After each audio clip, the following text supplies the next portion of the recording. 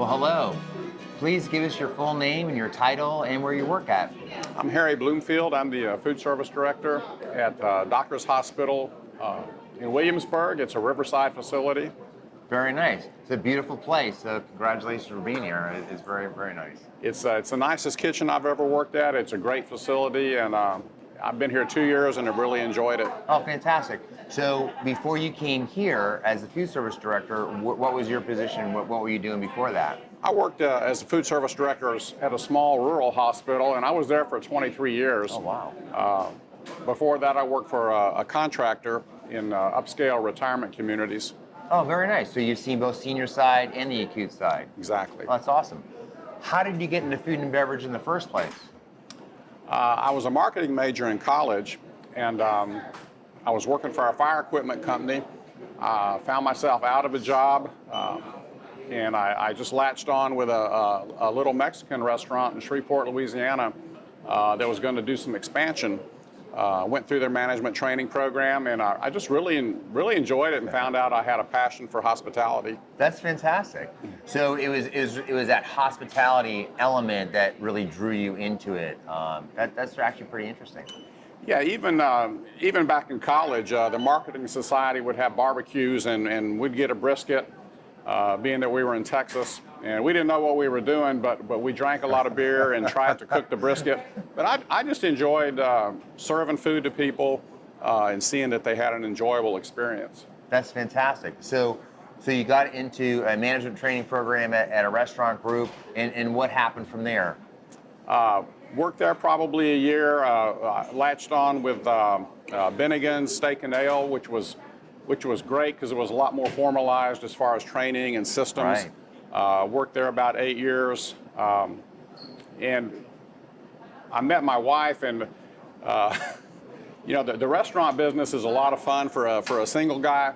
You're out late at night, you close at midnight, then you go next door and stay out late. But it wasn't really conducive for a family life. No. And getting into contract management, I just found out that it was a lot better. Kind of more like a 8 to 5 type job, so more conducive to being married and raising a family.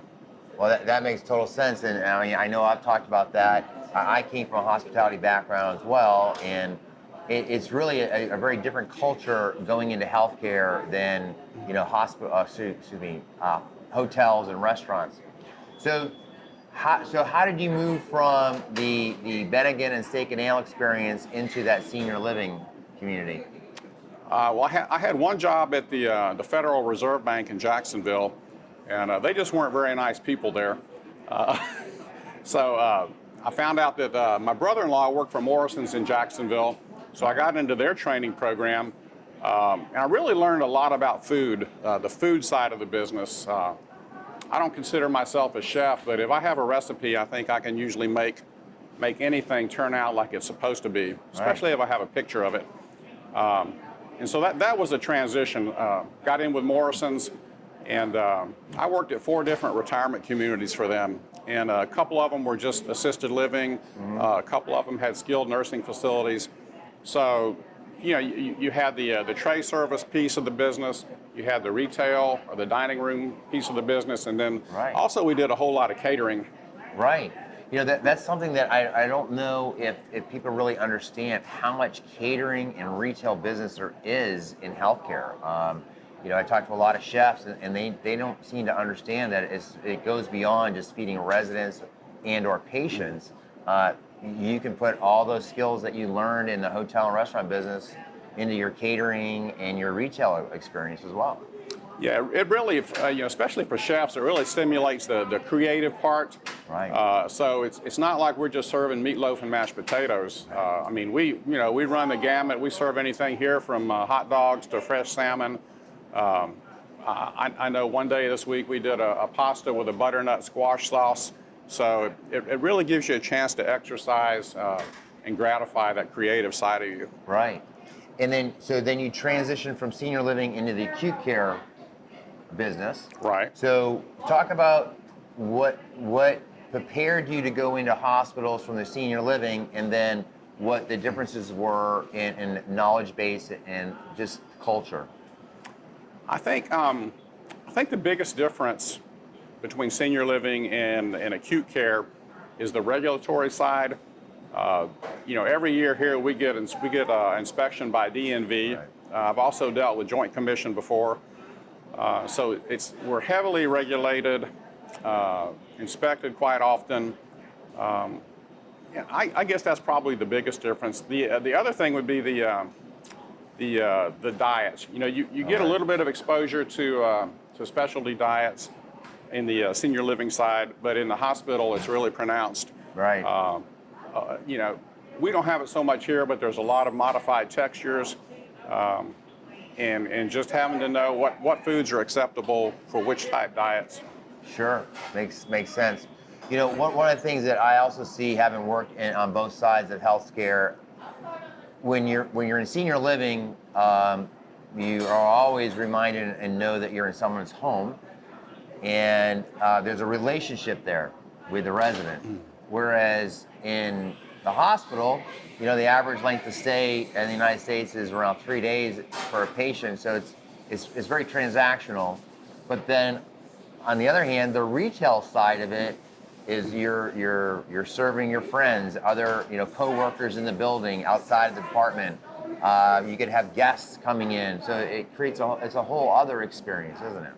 Yeah, you still have the hospitality aspect of it. Mm-hmm.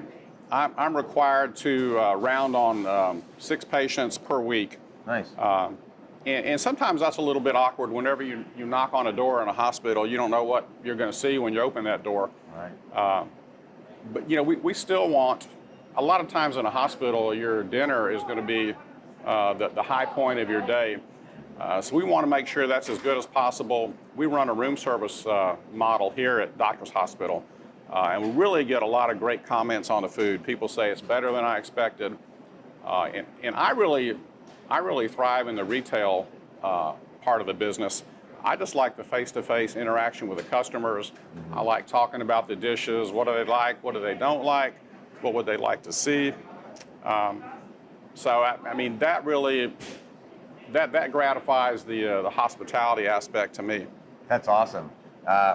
We've observed you here the last couple of days while we're doing a project here at your facility, and yes, you're right out there. And I think it's great to see managers who come out of their office and actually engage with their staff, but also the customers. I mean, this is a team activity being in food service, regardless of your position. Yeah, and the staff here only has 30 minutes to eat. So in a way, it's a captive audience, but I don't ever want to give the feel that, hey, we're a captive audience, we have to eat here. So I enjoy the face-to-face interaction, and I can actually see what they like, what they don't like. Mm-hmm. And it's gratifying to me when somebody comes back and gives me a compliment. And plus, you get to know the people, Right. I mean, when we have customers that come in here every day, and our cafe workers know exactly how they like their coffee. Right. So there's a familiarity that's almost like family. That's awesome. Can you talk a little bit about the importance of understanding budgets and numbers? And I'm sure when you were in the restaurant industry that you got really dialed in on that. So how did that experience help you become a food service manager in healthcare? In the retail restaurants, there's, of course, you have to make a profit. So there's a heavy emphasis on the finances. I think just learning how to control food cost and labor cost has helped me here. I will say, though, that there's not that same emphasis on finances. Let's say this hospital does $50 million a year in volume. Well, my $20,000 a month in food costs, they're not really that concerned. If I'm over budget a little bit, it's not a life or death matter to them. They've got a lot bigger fish to fry. Yeah, that makes sense. But at the same time, when you get into big hospitals, the projects I've been involved in, those numbers can be quite a lot bigger. Sure. I've been involved with accounts where they have like a managed volume of just food costs in the 10 million plus range, and now you're talking about a whole other scale. Yeah, and being in restaurants, just having that focused, I think you always want to be as efficient as possible, and we always want to be good stewards of the resources that have been trusted to us. Right. Well, one of the things that I would like to share is, if you're looking at this industry to work in, realize that, there's different opportunities in senior living and acute care. The size of the community makes a big difference in what happens. Sure. Hospitals can be as much as 500 or 600 beds, and it can be a teaching school. So there's just tons of retail, lots of catering. And then I've been in rural hospitals where it's, like you said, you're managing $20,000 of raw food costs a month, and it's just a very different scale. So it's really, you can find the kind of culture you like within this industry, I think, very easily just by understanding how big it is. Right. Yeah, whatever kind of challenge you're looking for, I think you can find it in the healthcare industry. And we were going to talk some about lifestyle, and that's been great. When I was in restaurants, I never knew that this type of life existed. I'm usually off every weekend. My staff gets every other weekend off. The pay is much better than I expected. The benefits are great. We have real health insurance here. It's none of this $5,000 deductible. Right. Employees get 4 weeks of PTO in their first year. So those things are just unheard of in the restaurant business. They really are. I've argued with restaurant people in the past, like, you have no benefits, you have no PTO, you have no career development opportunities.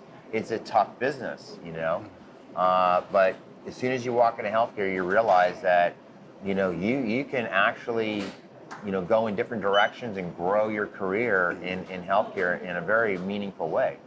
Yeah, I like to say it's more civilized, but there are tons of opportunities. I think hospitals all over are probably looking for food service directors and executive chefs. So just a lot of challenges available out there if people want to investigate it.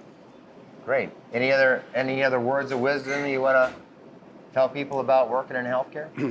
Well, I'm on the tail end of my career, but it's just been great. The lifestyle, to raise a family, to be home on weekends, to not work nights. It's just been a great ride. Well, I wouldn't trade it. That's awesome. Well, thank you, Harry. It's a pleasure having you here with the Pineapple Academy, and thank you for your time, and thanks for what you do. Yeah, thanks for coming out, and it's been great working with you guys. Thank you. Appreciate it.